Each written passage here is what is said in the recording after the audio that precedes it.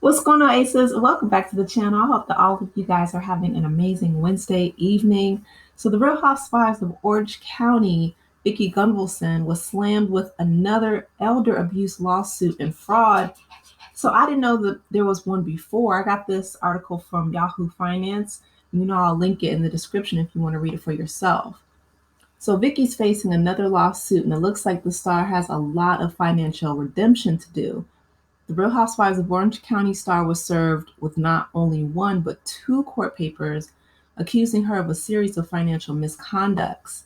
The plaintiff, Diane Field, accused Vicki Gunvalson and some other investment and insurance companies of fraud, and these accusations are quite hefty. So Diane sued Vicki for allegedly encouraging her and her husband, George Field, to invest 90% of their combined net worth in stocks and mutual funds with a firm in Orange County, California. The lawsuit filed in May also addressed the Allianz life insurance company, Codo Insurance and Financial Services, and another investment company. Initially, the Fields were managing their finances well. They were able to live comfortably on their work salaries and pensions, which means they didn't need to withdraw money from their stocks and mutual funds, except for taxes. However, in 2002, 85-year-old George was involved in a bicycle accident that left him with severe injuries, prompting Diane to take charge of their finances, leading to the sum of $6 million. Per In Touch Weekly, the lofty sum was kept in an investment account in a separate account, and they saved money for their daughter. Diane and Vicki then met in 2019 after the former friend scheduled an appointment with the reality star to talk about investments. However, Diane stated that the Real Housewives of Orange County star was reluctant to work with her friend as she did not have at least $500,000 to invest. So Vicki reportedly told Diane she could help her manage her finances and proposed that she invest in Alliance in that company. So she rejected the offer and explained that she was more comfortable in the stock market because she and her husband's finances had always been in stocks and mutual funds. That was her forte. So Vicki reportedly encouraged Diane to talk to her business partner, Ali, who had knowledge of the stock market. And together they could jointly put her in a safer, diversified plan that would also ensure that she pays lower taxes. The lower tax offer seemed attractive to Diane, who accepted it and agreed to meet with Ali. And they discussed increasing future and potential financial capital for her children. Diane noted in the suit that George's health was rapidly failing at the time, which made her vulnerable enough to trust the Real Housewives of Orange County alum and Ali, as they appeared sincere and concerned about her best interest. The conversation then turned to the investment company Alliance 222 Annuity, which Ali and Vicki convinced Diane to consider investing in as it was a safe, conservative, and promised to make profits. Right there, if somebody promises you profits, right, that always sends a red flag to me. I mean, I understand passive income and things like that. And to be honest, no passive income is passive, right? You have to put in the work up front.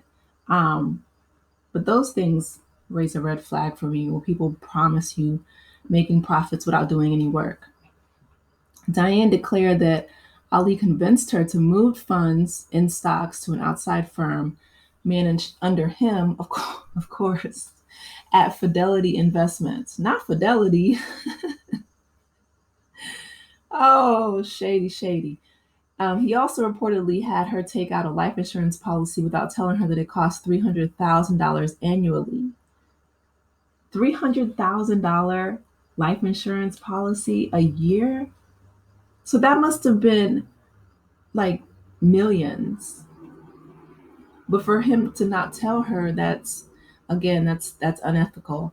The victim noted following Vicky's convincing that fraudulent sales tactics and her promises that this annuity would help her lower her income taxes.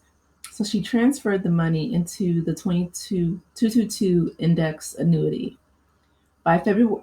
And see, that's another thing, right? I would have had like a lawyer or an accountant at least go with me and walk me through all of this in layman's terms, right? Because when you start talking about, verbiage that only investment firms use, those things can be really confusing. Um, I'm an academic, I research for a living, and I still don't understand all of the blah, blah, blah. So I would be like, y'all gonna have to break it down to me like I'm five. And even then, right, have someone that you can trust that's on your side, especially when it comes to your money, because if they're in their 80s, her husband's 85 years old. It's not like they have, all these earning years, right? And they also wanted to leave this money for their daughter.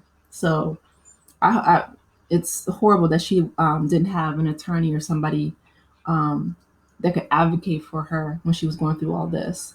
So by February 2022, she paid another $300,000 premium on the life insurance policy. Girl, not you just shelling out 300K like repeatedly, like it's just candy bars, and raise questions. I'm sure you did about why she had to make another payment. That is crazy. However, she still went through with it as she was mourning her husband's death and recovering from her own hip surgery. See, and that's the thing. That's the time when you hire an attorney, an accountant. You don't just keep shelling out, huge chunks of money, huge $300,000 policy. Chunks of money to pay for these life insurance policies. That doesn't make any sense. In August of the same year, she decided to move the money from the account managed by Ali. By December, she expressed her concern over the investment, claiming that she did think that she made the best decision and may be too old to enjoy her profits. See, and that's another thing, time, right? Father Time catches up with all of us. Her complaints led to an adjustment of her life insurance policy from 300,000 to 100,000 in April of 2023. I cannot imagine how it had to have been in the tens of millions of dollars for them to be charging so much money, and for them to make that huge adjustment. That is concerning. That's all the red flags. After that, Vicki repeatedly contacted her in March and April 2024 to remind her of her $100,000 payment. Wow. The reality star asked if she wanted to take the money out of her stocks and bonds account so that Vicki could get to the payment like she usually did. Okay. Wow. In April 2024, Diane contacted Alliance to directly find out on the due date her investment. A representative told her she had over $600,000 in her account since she was paying $300,000 a year in premiums. The rep instructed Diane not to send any more payments because of the access in her account. The entire exchange led Diane to accuse Vicki and Ali of financial elder abuse in their harmful deals. Wow, so she was paying excess to what was actually owed. That's crazy. And I hope that Ali and Vicki weren't skimming off the top, but allegedly, that's what it's looking like to me. This is not the businesswoman's first rodeo. She was served court papers by an 82-year-old woman named Joan Lyle in 2018 for alleged fraud over a life insurance policy she was sold. However, the reality star, her lawyer denied the claims and described them as false, noting that Vicki always acted professionally and with the utmost truthfulness and integrity in every interaction, and she acted as an insurance agent for her clients. Her legal rep declared that she has never engaged in any fraudulent conduct or misrepresented any terms of any policy. The false accusations and allegations in the lawsuit were vehemently denied, and the suit was dismissed months later. However, Diane's lawsuit remains active. While the star was handling business with Diane in 2021, she was also tending to the personal affairs in her relationship. Vicki was engaged to Steve Lodge in 2019 after meeting at a charity event in 2016 and began dating. The pair broke up in 2021 after 2 years of engagement and allegations of Lodge cheating on her. Lodge did not only lose his partner, but he also lost his bid to run for the governor of California in a special election.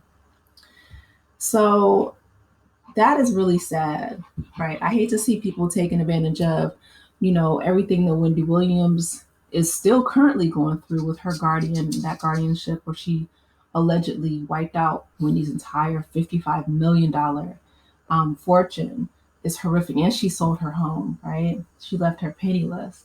And I feel like, I wish a lot of older people, especially if you have, such a large amount of money to protect, if it's in the millions. I know Wendy had 55 million and Diane Field and George Field had 6 million combined. But before trusting any type of investment firm, um, get an attorney, hire someone, an accountant, a tax attorney, some advocate to go with you to look over the papers, to repeat them to you, and then you repeat the information back to them, right? Like there's nothing inherently wrong or shameful about asking questions to ensure that you're not scammed. And for those who are scamming these older people or these sick people, I mean, that type of karma, like people really do reap what they sow. You cannot treat people that way and think that it's not going to come back to you tenfold. So I'll keep you guys abreast and, let you guys know any updates that I hear. But if this is true, that's horrific because Vicki not only has one lawsuit, but two.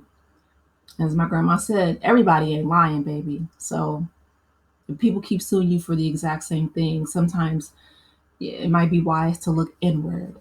But you guys, let me know your thoughts in the comment section. Please be sure to like the video, subscribe to the channel, and I will talk with you in the next one. Take care, aces. Bye.